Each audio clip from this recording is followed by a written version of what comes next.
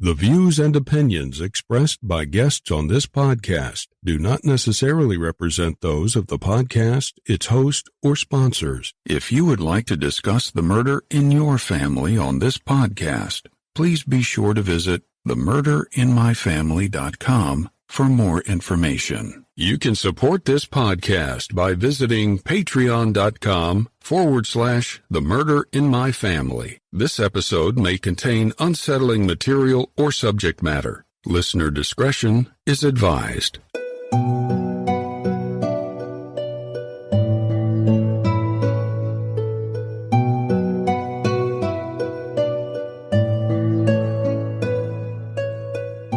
Thank you for joining me for episode 50 of The Murder in My Family. If you find and enjoy this podcast, please take a minute to rate and review it wherever you listen to your podcast, so that the show can continue to grow and reach new listeners. To learn more about the show or the cases we discuss, please visit themurderinmyfamily.com. You can also find us on Twitter with the handle @MurderInMyFam, or by searching for the Murder in My Family podcast on Facebook. If you'd like to support this show through a Patreon donation, it's always appreciated, and you can do so by visiting patreon.com/themurderinmyfamily. Benefits of supporting the show on Patreon include early access to ad-free episodes of the show, plus bonus content not heard in regular episodes. Support may also include thank you cards, stickers, and more. If you prefer to, you can also support the show through a PayPal donation by visiting paypal.me/themurderinmyfamily. In each episode, I'll give shoutouts to any new supporters. And thank you to all the supporters that generously donate to help keep the show growing and improving. One final note. Please consider supporting any of the sponsors that you hear on The Murder in My Family, the way that those sponsors support the show. It's with our sponsor support that this show can go on and continue to provide a platform to share these stories with you in every episode. Thank you, and now on with the show. Melanie Meleney was 45 years old and resided in an apartment at Chesapeake Glen Apartment Homes in Glen Burnie, Maryland, a suburb of Baltimore. Melanie has 3 grown children, Elizabeth, Ryan, and Beth, 3 grandchildren, and several siblings. Melanie was extremely hardworking and always made sure her kids never lacked for anything. As many people do, Melanie had many struggles in her life, including problems with alcohol. But she battled her demons, and by October 2018, she had quit drinking. Melanie's family described her as an incredible person who was loved by everyone who had the pleasure of knowing her. She was very close to her kids, and really excited about the upcoming birth of her 3rd grandchild. Her son Ryan's girlfriend was pregnant at the time. Melanie couldn't contain her excitement, and went out and bought several items for the new baby. But sadly, Melanie would never see her 3rd grandchild born. Melanie's friend Amy last saw Melanie on October 11, 2018. When Melanie didn't show up for work on October 12th, her family knew something was wrong. On October 13th, Melanie's family reported her missing after several attempted phone calls and knocks on her door that went unanswered. When police and family arrived at Melanie's apartment, they found Melanie's car parked in front. Most of Melanie's personal belongings were inside the apartment, but her cell phone, ID, debit card, and keys were missing. 10 days after Melanie was reported missing, a dog walker found partial human remains on the shoreline of Marley Creek in the 1400 block of Furnace Avenue, near the Church of the Good Shepherd. The remains were later identified as a single human leg.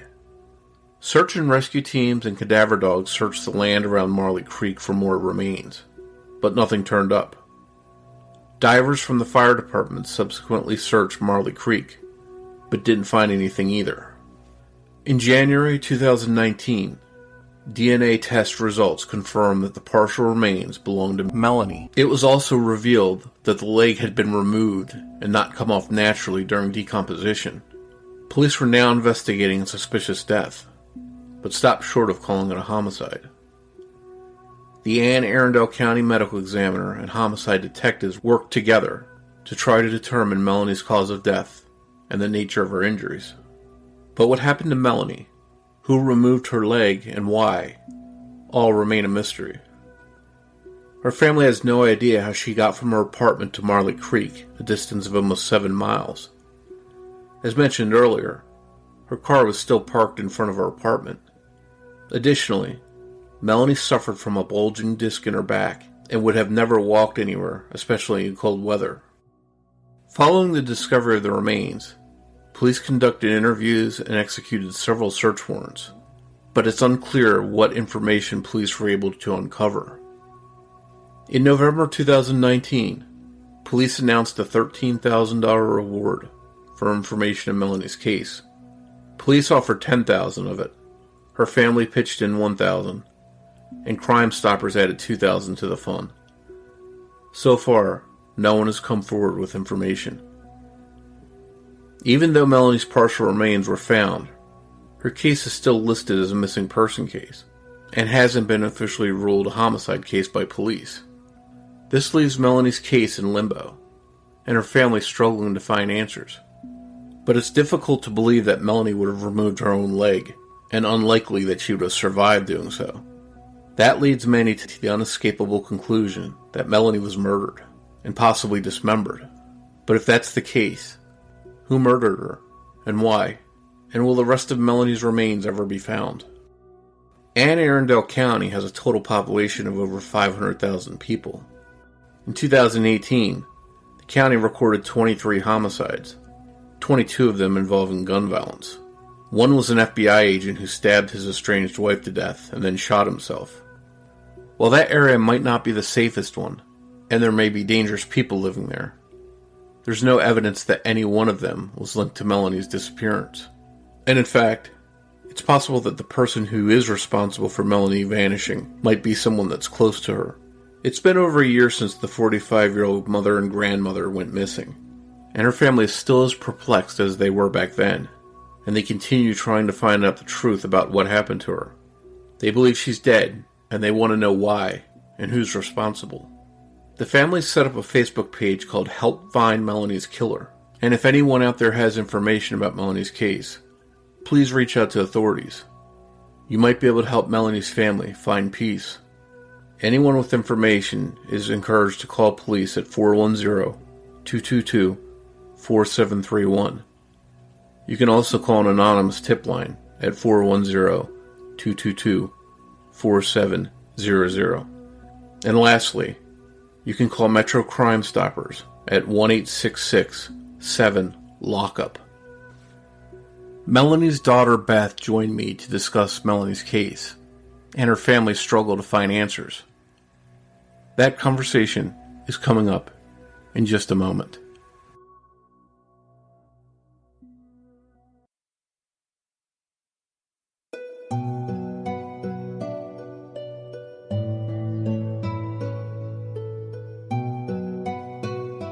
Hi, Beth, and thanks for coming on to discuss your mom's case with us.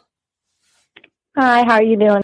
It's just been over a year since your mom went missing, and then her remains were found later on, or partial remains were found later on.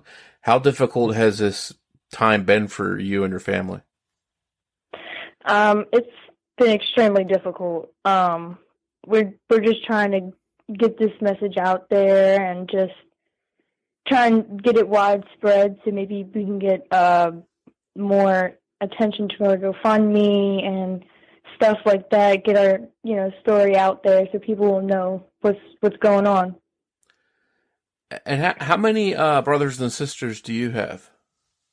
I have one brother. His name's Ryan. Okay, so you both are obviously missing your mom and trying to figure out what happened to her. Right, yeah. He's one of the first ones who figured out that she actually was missing. And we'll definitely get into that, and I'd like to talk about that. But I guess just to give us an idea, a sense of who your mom was, can you tell us a little bit about what kind of person she was? Well, she was an extremely hard-working person. She had a couple, struggles like every other person, but she always made ends meet for me and my brother. Sorry. She's just a very strong person, and she was loved by everybody. Anybody that came across her and was touched by her, she just, lit up their world.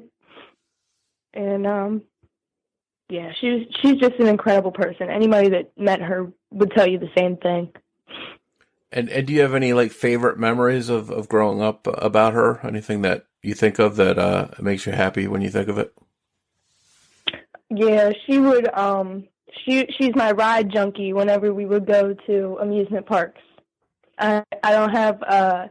My brother and my dad aren't really big on roller coasters, and she would get on anything with me, and she inspired me to get on anything. Wasn't told me not to be afraid of anything, and it was one of our favorite things to do together. We'd go places.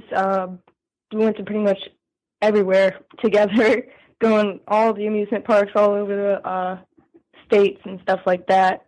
And it would just, that's probably one of my biggest highlights. So you think she had a little bit of an adventurous side? Oh, for sure. That's definitely, yeah, that's true. And so when we think of this crime, whatever happened to her, was there anyone in her life that might have wanted to hurt her, or anybody that she had problems with?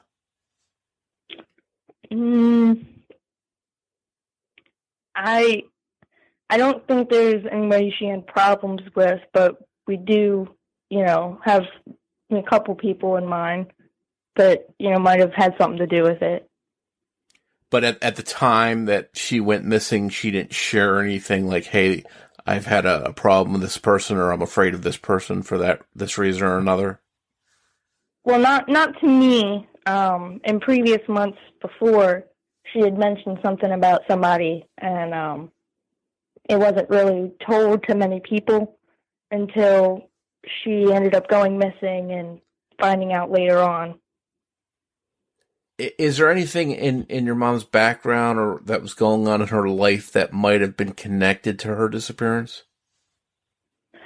Not necessarily. She was actually getting her life back on track when she went missing.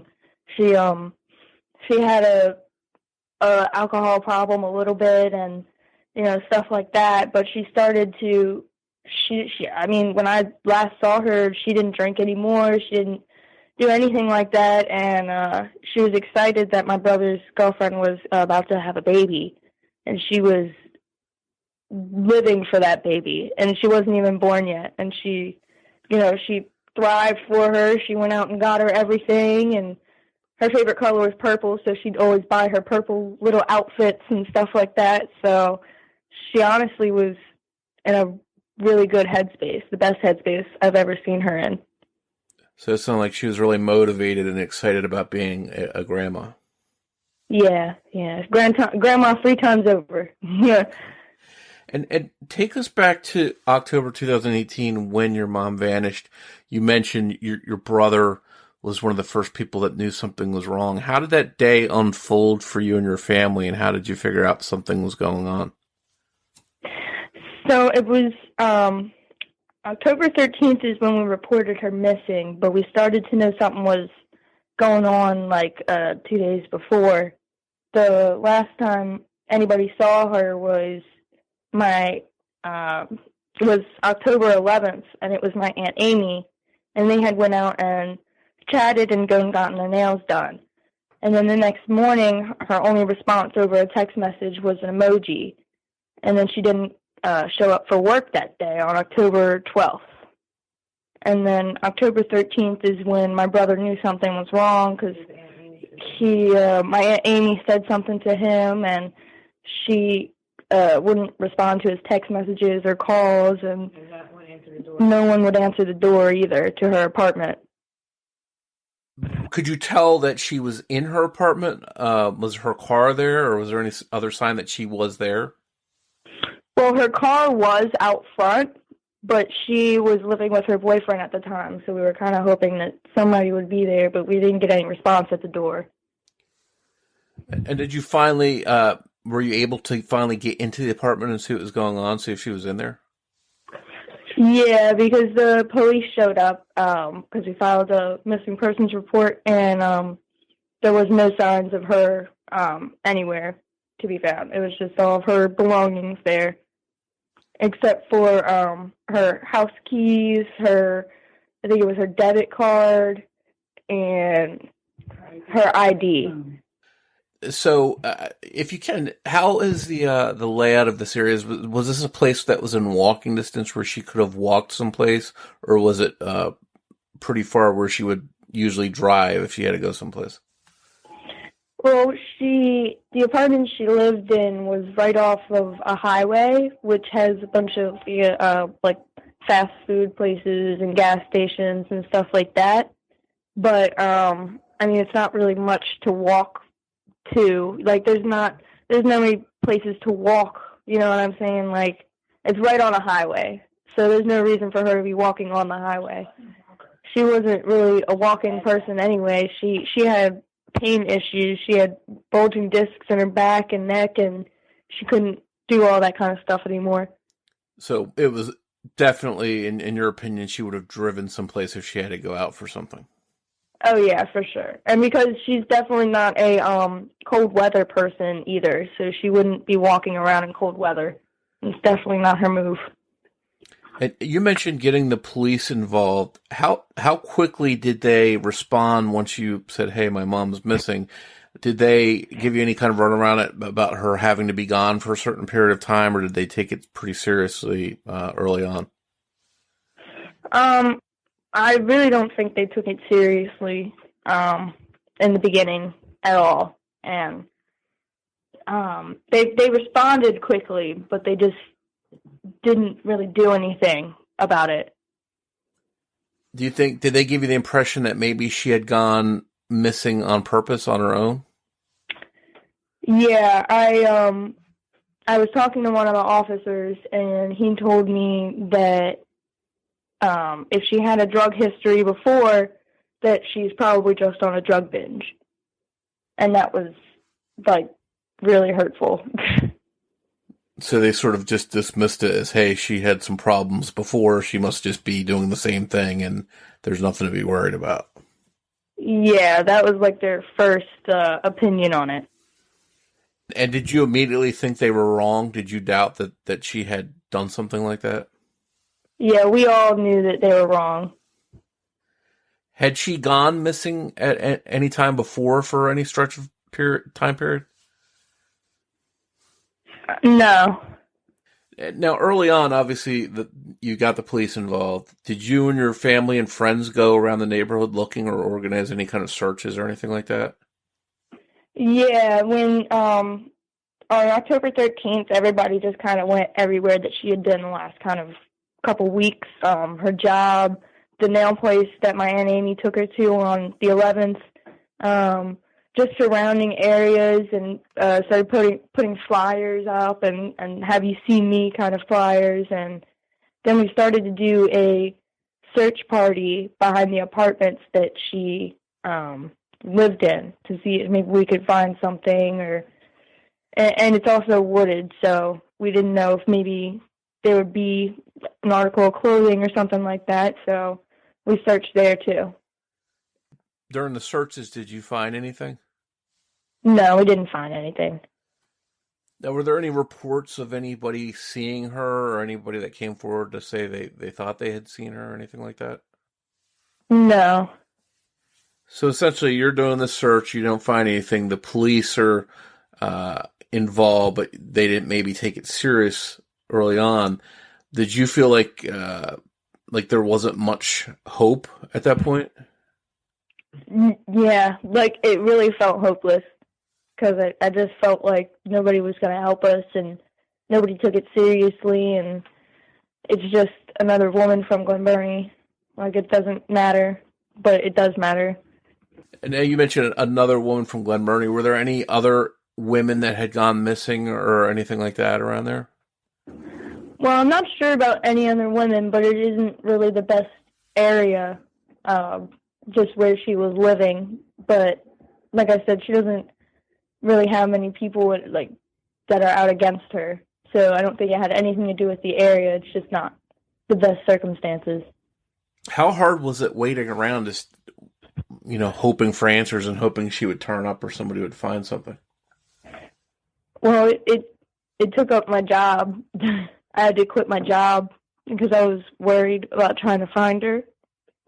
And I had to go to counseling, and my brother is really going through it right now. Like, he's very suicidal right now, and it's a very hard time still now. It's just a little bit of healing on top. But everybody is literally losing their minds right now because it's been so long. It's been a whole year. And we feel like we should just know something or be getting somewhere. So it really hasn't gotten any easier for you, it sounds like. Right. Well, and not long after your mom went missing, there were some human remains found in a creek. They were eventually identified as being your mom's.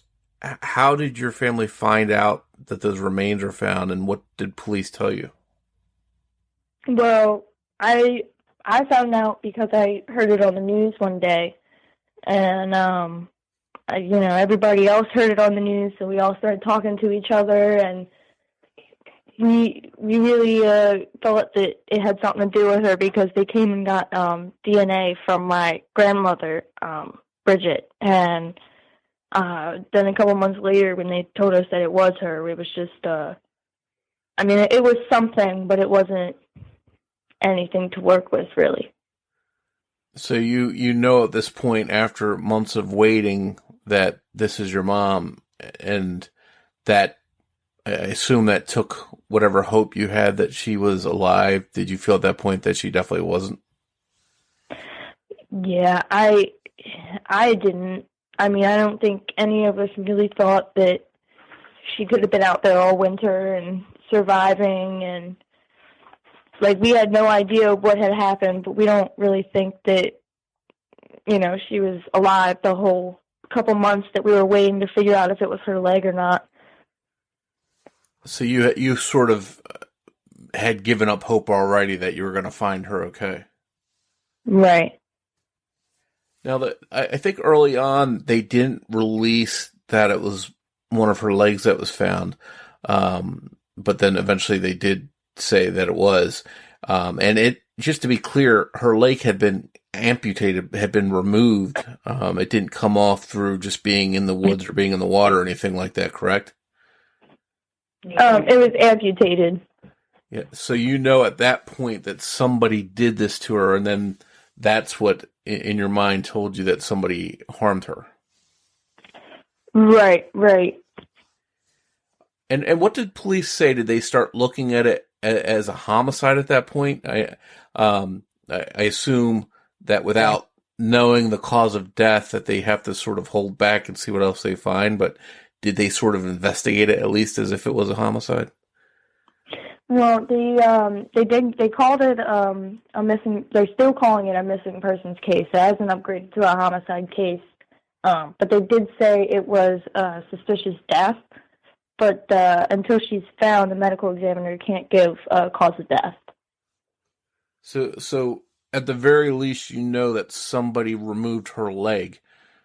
Exactly. But they still aren't classifying it as a homicide, which just makes me scratch my head a little bit because... Yeah, us too.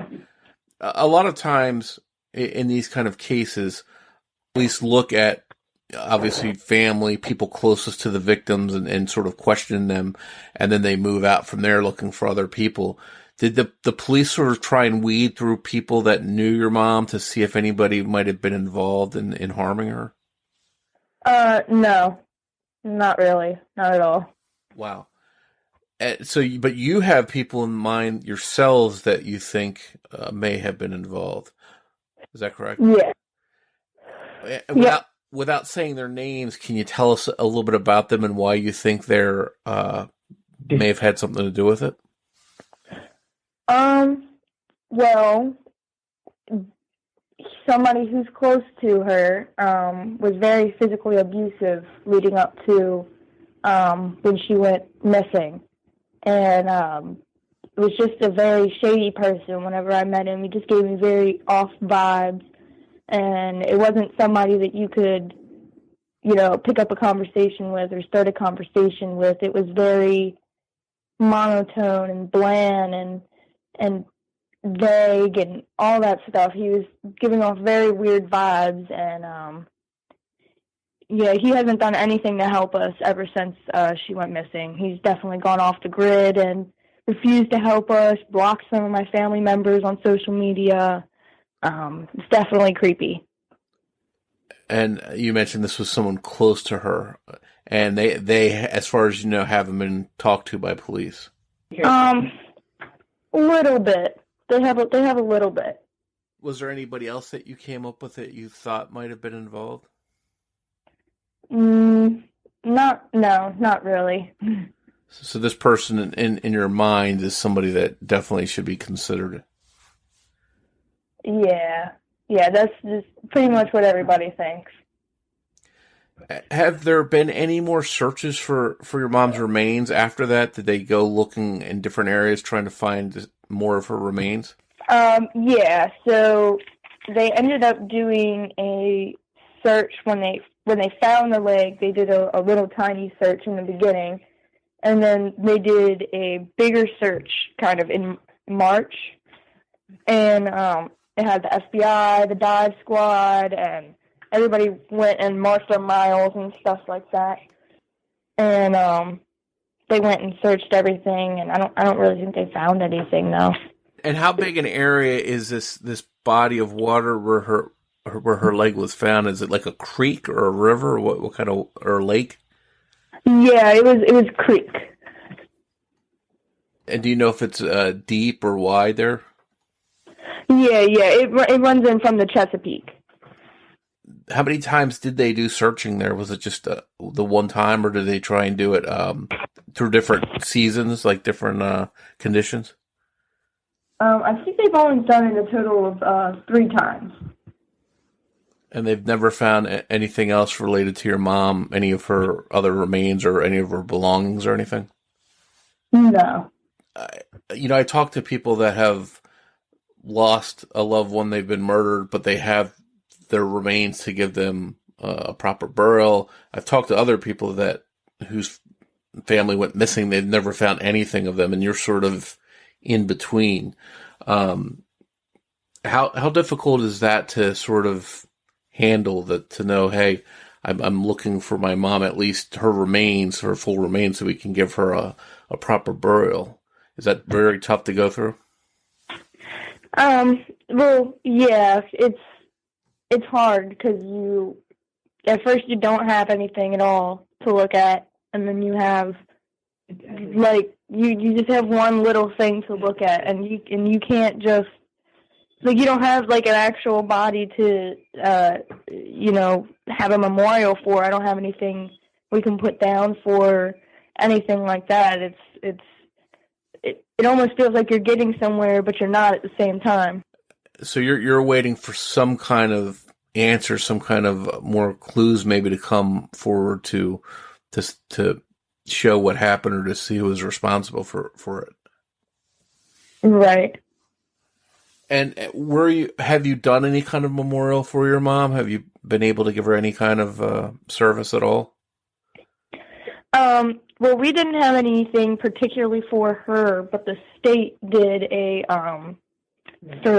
was like a large group for criminal victims of the families and stuff like that, for everybody to come together and kind of just have like a memorial for everybody kind of thing. But it wasn't specifically for her. It was just for us to get a little more peace and feel a little better about ourselves. What's been the toughest part of this whole ordeal for you? Well, I'm a little bit younger than my brother, so it's kind of hard. Just my life is finally starting to get together, and I don't have her to tell me, like, that, I'm doing a good job, that she's proud of me, and she loves me, and that I'm doing the right thing. Because sometimes it doesn't feel like I'm doing the right thing, and I don't live with my dad anymore, and So I don't have a parent to really tell me that, they're there for me. So you're missing that bond, that encouragement that she would give you if she was here. Mhm. You mentioned your brother's really having some tough times dealing with it as well. Have either of you had to do counseling? I know you mentioned that you went through counseling. Is that correct? Yeah. We got a response from the crisis counseling team, and they got us a little spot where we could go to counseling and get everything we needed. And my brother's taken a couple of classes, and it's helped a lot. It really has. Is it something that has to be ongoing though? You have to continue going to it to try and work through everything you're dealing with. Yeah. I had a really it was a very nice time just having somebody to be able to talk to, and she was always there for me every time I came. Nothing's going to bring your mom back, obviously, but has that helped you sort of take some of this load off your shoulders? Yeah, she lets me know that everything that I'm going through is it makes sense. Like, I'm not going crazy. It's reasonable. Like, the way I react and the way I respond to things, and my tolerance for like irritability and things like that. She just lets me know that I'm okay. Yeah, and it's one thing when somebody is taken away the way your mom was, but it also affects so many other people in their lives, and it sort of has a ripple effect. And it sounds like you're really going through a lot of that stuff right now. Mm-hmm. Well, one thing you and your family and friends of your mom's have been very proactive, and you want to keep the case out there and keep the word out there that it's still unsolved. What's some of the stuff that you've done to try and keep that awareness out there? Well, we actually started a GoFundMe to help find my mom's killer, and it's just to give them the information. Maybe somebody knows something or saw something, and just to help us get a little money, so maybe we can finally get this done and over with. And we keep hanging posters everywhere, like that's like nonstop. And when we went to the vigil, I'm sorry, not the vigil. When we went to the memorial for the state, we made T-shirts with her name and everything like that. Oh yeah, this is Willa. I was just trying to bring up the that we've been putting posters out all over the place. We have a GoFundMe. We're trying to raise a reward so that Crime Stoppers will also match it, and then maybe the Anne Arundel County Police are going to add some in too. We're just kind of hoping and bring more awareness, bring the media into it so we can have it, everybody be aware of it again, bring it to the public's eye again. Maybe somebody saw something somewhere, So we've just been advertising, basically. So one of the things that you've done is started a Facebook page. Can you tell us about that page and what it's called? Yeah, it's called Help Find Melanie's Killer. It's just a place where everybody can go to see what's going on with the case and spread the word and share all our information just to get it across. So your hope with all this is that this attention focuses and generates leads and tips and people to keep talking about the case, and hopefully it leads to some resolution. Right. Because obviously they don't have what they need to put somebody behind bars, so we're trying to fill the gap or find the missing puzzle pieces or whatever you want to call it. And we're hoping somebody will feel guilty that they know what happened and they want to just get it off their chest, or maybe for the money. I don't know. I just hope that somebody helps us out, or maybe even the person will feel bad and tell on themselves. But I mean, that's probably not going to happen. But it's wishful thinking. Yeah. One thing I wanted to find out, Beth, is if you found out tomorrow what happened to your mom, and who was responsible. Again, it's not going to bring your mom back. Would that help you heal at all, though, do you think? Yeah, 1,000%. I think it would help everybody heal. And my brother's got a son named Carter, and he's only 8 years old, and he's really missing his grandma right now. And it would bring me so much joy, not only knowing that I know something or that he's caught or somebody's caught or whatever, but I'm sure it would make me feel a million times better knowing that Carter doesn't have to worry about that anymore, and he doesn't have to be afraid of anything anymore, and he can be okay. And if anyone out there listening to this now has any information about your mom, who can they contact to share that with? They can contact the Crime Stoppers. It's the Anne Arundel County tip line. It's the number is 410-222-4700, or it's metrocrimestoppers.org. We'll definitely put those in the notes so people can find that easily, and hopefully if someone knows something, they'll come forward and do the right thing. And we'll also be sure to link to the Facebook page for you as well. And we also have the GoFundMe link if you want that as well. Yep, we can definitely get that in there too. So, well, I know this is tough. It's not been that long, and I don't know if it'll ever be long enough that you somehow can heal. But I know it's been a year, and that's not much time at all dealing with this. And I hope that you and your brother and everybody else in your family get the answers that you've been waiting for all this time. Yeah, thank you. I really appreciate it. Thank you once again for joining me for this episode of The Murder of My Family. I'd like to thank Debbie Buck at TrueCrimeDiva.com for writing and research assistance in this episode. If you enjoyed this episode, please introduce a friend of the podcast and invite them to listen. As we wrap up, I'd like to invite you to listen to a preview of a true crime podcast that I think you'll really enjoy. It's called Fresh Hell. Be sure to give it a listen.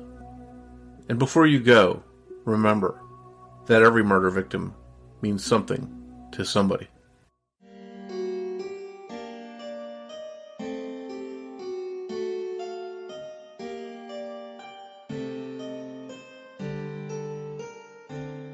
Hi, we're the hosts of the Fresh Hell podcast. I'm Annie in Boston, Massachusetts. And I'm Johanna in Vienna, Austria. Join us every Wednesday for a new terrible story. I focus mostly on cases in the United States, and not just true crime like the terrifying axe murders on Smutty Nose Island, but also shocking stories like the New Jersey shark attacks of 1916. And I love to tell you about more obscure European cases. And let me tell you, Germany has produced more cannibals than one would think. So if you're a fan of true crime, but you also enjoy terrible stories of all sorts, give us a listen. We'll tell you everything you need to know and then some. Come find Fresh Hell Podcast on your favorite podcast platform. Auf Wiedersehen. Hope to see you soon.